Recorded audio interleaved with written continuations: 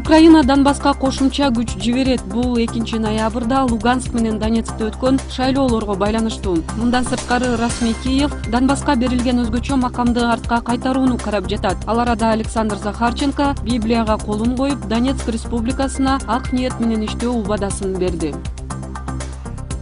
Иракта миңдеген мусулман шииттер ашыруу майрамын белгилеп жаткандыктан өлкөдө коопсуздук чаралары күчөтүлдү. Бул күнү шииттер өздөрүнө канчыгара жараат келтиришет. Муну менен алар ислам үчүн жанын берүүгө даярдыгын билдиришет. Ирак бийлиги миңдеген адамдар майрамдап жатканда экстремисттер жардырууларды уюштурушу мүмкүн деп кооптонууда. Өткөн жекшембиде эле согушчандар Ирактын батышында 50 адамдын өмүрүн кыйган болчу.